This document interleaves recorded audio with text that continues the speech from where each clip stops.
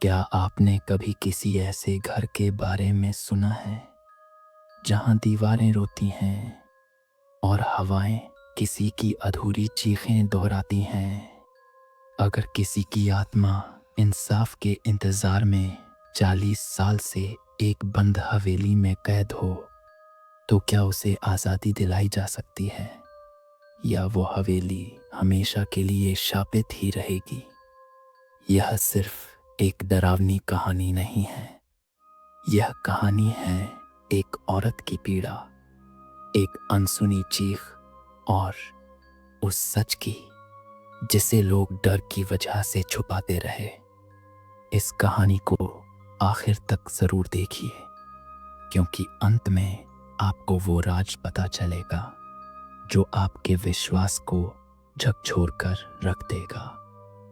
राघव एक यूट्यूबर जो real paranormal India नाम से चैनल चलाता है, अपने कैमरे के सामने बोल रहा है।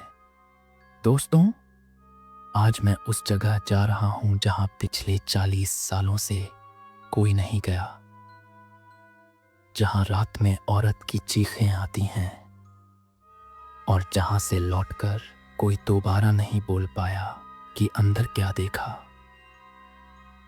राघव गांव की तंग गलियों से होकर आगे बढ़ता है। हर तरफ बूढ़े लोग दरवाजों के पीछे से झांकते हैं। एक बूढ़ी औरत उसे रोकती है। बाबू, मत जा उस हवेली में। सरिता अब भी वहां रोती है। उसकी आत्मा भूखी है। वो तुझसे सवाल करेगी। जवाब न दे सका तो तेरा बचना नामुमकिन है। आप लोगों की बातों से मैं नहीं डरता दादी। मैं सच्चाई दिखाने आया हूं, अफवाह नहीं। कैमरा रॉ मटेरियल रिकॉर्ड कर रहा है और राघव चल पड़ता है। रात 11:57। लोकेशन ठाकुर हवेली का मुख्य दरवाजा। दरवाजा जंग खाया हुआ है। उस पर लाल रंग से लिखा है, यहाँ इंसाफ अधूरा है और आत्मा जाग रही है। राघव हंसता है। कुछ ज्यादा ही फिल्मी लिखा है। वह दरवाजा धकेलता है और रर्र की आवाज के साथ दरवाजा खुलता है।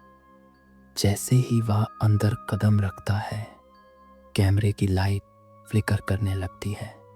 तभी पीछे से दरवाजा खुद ब खुद बंद हो जाता है। धड़ाम। राघव मुड़ता है, कोई नहीं है। वह रिकॉर्ड करना शुरू करता है। ठाकुर हवेली में मैं अब अकेला हूं। कोई आवाज नहीं, सिर्फ दीवारें और पुरानी तस्वीरें। तभी एक तस्वीर अपने आप जमीन पर गिरती है। राघव उठाता है। वो एक महिला की तस्वीर है, साड़ी में लिपटी, मासूम चेहरा। नीचे नाम लिखा है, सरिता ठाकुर।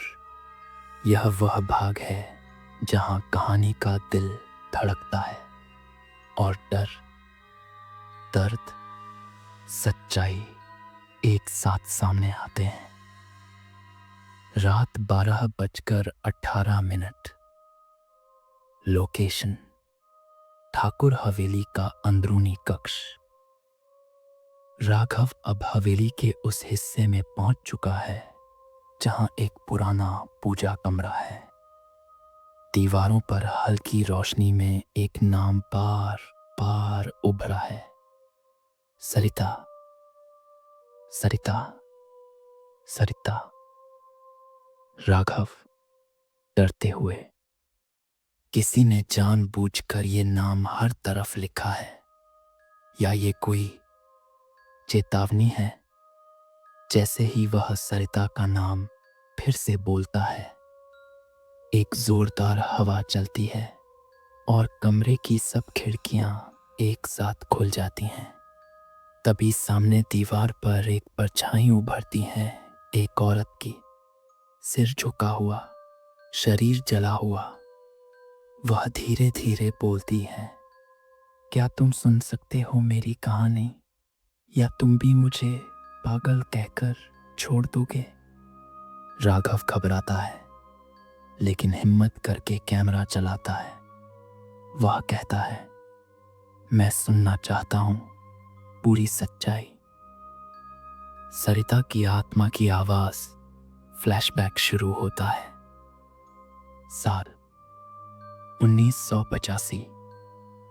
स्थान ठाकुर हवेली। सरिता एक सुंदर, भोली और पढ़ी लिखी लड़की, जिसकी शादी ठाकुर प्रताप सिंह के बड़े बेटे अर्जुन से हुई थी। शादी के पहले कुछ महीने बहुत अच्छे थे, लेकिन फिर सब बदलने लगा। ठाकुर और उसकी पत्नी हर दिन सरिता को ताने देते, तेरे मायके से 1 किलो भी सोना नहीं आया, तू हमारे खानदान की इज्जत मिट्टी में मिलाएगी। अगर बच्चा नहीं हुआ इस साल में तो तुझे जिंदा जला दूंगा। सरिता चुप रहती, सहेजती रही। लेकिन एक दिन वो हो गया जिसका डर था। सरिता गर्भवती थी, लेकिन उसे सीढ़ियों से गिरा दिया गया और एक रात दहेज के लिए उसे कमरे में बंद कर आग लगा दी गई। जलती हुई सरिता चिल्लाती रही, मेरे बच्चे को मत मारो, मैं माफी मांगती हूं, मुझे जिंदा मत जलाओ। लेकिन किसी ने दरवाजा नहीं खोला। शाप की शुरुआत। मरते वक्त सरिता की आत्मा ने एक वादा किया, जो मेरी चीखें नहीं सुन सके।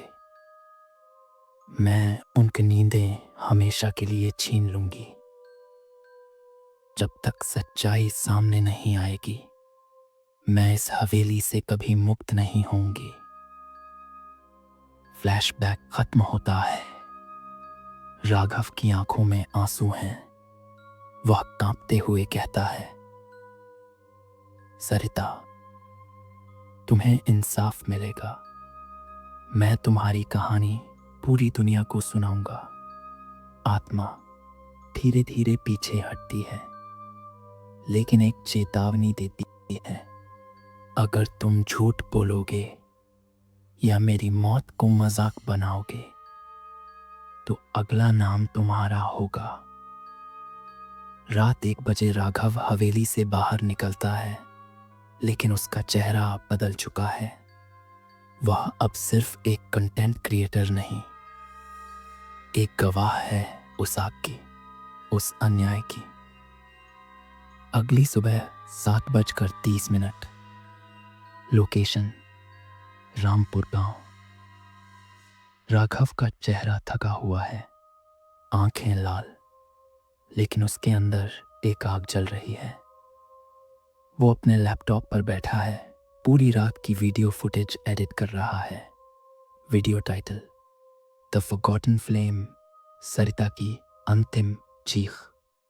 आज मैं जो दिखाने जा रहा हूं वो महज एक डरावनी कहानी नहीं, यह उस औरत की चीख है। भुला दिया। वीडियो वायरल हो जाता है। 24 घंटे में 3 मिलियन व्यूज। हर कमेंट में एक ही सवाल, सरिता को इंसाफ कब मिलेगा? ठाकुर परिवार के खिलाफ कार्रवाई क्यों नहीं हुई? क्या आत्मा अब भी हवेली में है? मीडिया और पुलिस की एंट्री। रामपुर गांव में एक बार फिर हलचल है। न्यूज़ चैनल्स वहां पहुंच चुके हैं। कैमरे, रिपोर्टर, पुलिस हवेली को सील कर दिया गया। एक पुराना नौकर आता है सामने, जिसकी आंखें भर आई हैं। हाँ, मैंने देखा था, ठाकुर ने ही आग लगाई थी, लेकिन डर के मारे कभी बोल नहीं पाया। आज लगता है सरिता की आत्मा मुझे माफ कर देगी। सरिता का केस दोबारा खुलता है। जिला कोर्ट में 40 साल पुरानी फाइल दोबारा खोली जाती है। डीएनए टेस्ट, पुराने बयानों की पुष्टि और वीडियो सबूतों के आधार पर ठाकुर प्रताप सिंह के बेटे अर्जुन को गिरफ्तार किया जाता है। रात हवेली के बाहर अमावस्या की रात, राघव फिर से हवेली के सामने खड़ा है। इस बार अकेला नहीं, गांव वाले, मीडिया और पुलिस भी मौजूद हैं। सबकी निगाहें हवेली की बालकनी पर हैं, जहां एक आखिरी बार सरिता की आत्मा दिखती है जलते हुए शरीर में, लेकिन चेहरे पर शांति है। वह कहती है, अब मेरी चीख जिंदा लोगों की आवाज बन चुकी है। अब मैं जा सकती हूं, लेकिन हर उस औरत के लिए लौटूंगी जिसे जिंदा जला दिया जाए। एक तेज हवा चलती है और सरिता की आत्मा प्रकाश में विलीन हो जाती है। अब हवेली शांत है, पहली बार 40 सालों में। राघव नीचे झुकता है, मिट्टी उठाकर कहता है, जहां सच जलाया जाए वहां भूत नहीं, इंसाफ भटका करता है। यह अंत है, लेकिन ऐसा अंत जो आपके भीतर एक सवाल छोड़ जाएगा। 2 हफ्ते बाद, location Delhi YouTube headquarter. Raghav अब देश का जाना माना नाम बन चुका है। उसकी डॉक्यूमेंट्री द फॉरगॉटन फ्लेम ने दुनिया भर के लोगों को झकझोर दिया, लेकिन अब वो वैसा नहीं रहा जैसा पहले था। वो डर की जगह जिम्मेदारी महसूस करता है। राष्ट्रीय मीडिया रिपोर्ट करता है, सरिता को मिला इंसाफ, लेकिन अब राघव शुरू कर रहा है एक नई मुहिम, justice for the silent souls, जिसमें वह उन आत्माओं की सच्ची कहानियां उजागर करेगा जिन्हें कभी सुना नहीं गया। एक रात राघव का कमरा, राघव कैमरे के सामने बोल रहा है, मैंने एक आत्मा को नहीं, एक औरत की चीख को सुना था। आज मैं हर उस कहानी को सामने लाऊंगा जिसे दुनिया ने भुला दिया। उसकी मेलबॉक्स में सैकड़ों खत हैं, बिहार से, पश्चिम बंगाल से, राजस्थान के किसी वीराने से। हर एक खत में एक अनकही दास्तान है। पर क्या सब कुछ वाकई खत्म हो गया उसी रात?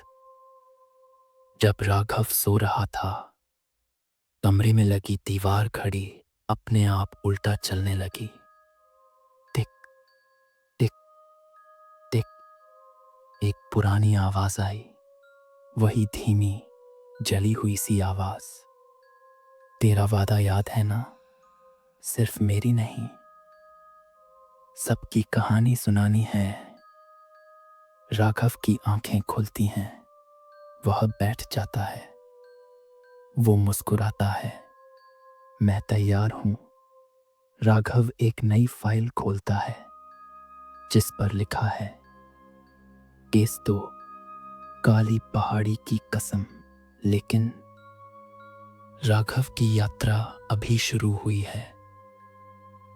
क्या आपने इस कहानी से कुछ सीखा? कभी किसी की चीख को नजरअंदाज मत कीजिए। हर हवेली में सिर्फ भूत नहीं होते, कभी कभी वहां सच की राख होती है।